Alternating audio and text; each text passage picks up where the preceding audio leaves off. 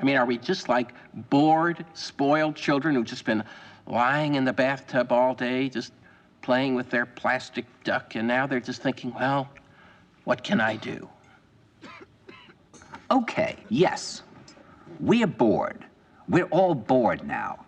But has it ever occurred to you, Wally, that the process that creates this boredom that we see in the world now may very well be a self-perpetuating, unconscious form of brainwashing created by a world totalitarian government based on money, and that all of this is much more dangerous than one thinks, and it's not just a question of individual survival, Wally, but that somebody who's bored is asleep, and somebody who's asleep will not say no?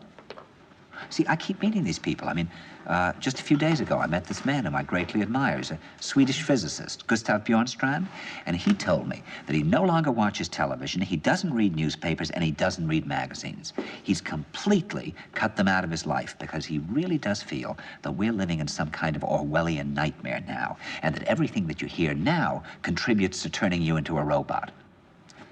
And when I was at Findhorn, I met this extraordinary English tree expert who had devoted his life to saving trees. Just got back from Washington, lobbying to save the redwoods. He's 84 years old. He always travels with a backpack because he never knows where he's going to be tomorrow.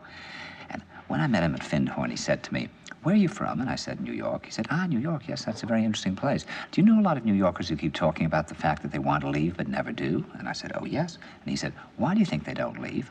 I gave him different banal theories. He said, "Oh, I don't think it's that way at all." He said, "I think that New York is the new model for the new concentration camp, where the camp has been built by the inmates themselves, and the inmates are the guards, and they have this pride in this thing they've built. They've built their own prison, and so they exist in a state of schizophrenia, where they are both guards and prisoners, and as a result, they no longer have, having been lobotomized, the capacity to leave the prison they've made, or to even see it as a prison." And then he went into his pocket and he took out a seed for a tree and he said, "This is a pine tree." He put it in my hand and he said, "Escape before it's too late."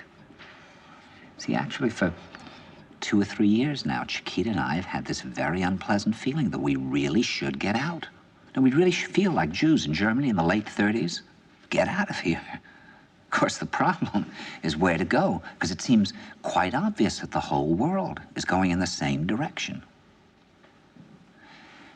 See, I think it's quite possible that the 1960s represented the last burst of the human being before he was extinguished, and that this is the beginning of the rest of the future now, and that from now on there'll simply be all these robots walking around, feeling nothing, thinking nothing, and there'll be nobody left almost to remind them that there once was a species called a human being, with feelings and thoughts, and that history and memory are right now being erased, and soon nobody will really remember that life existed on the planet.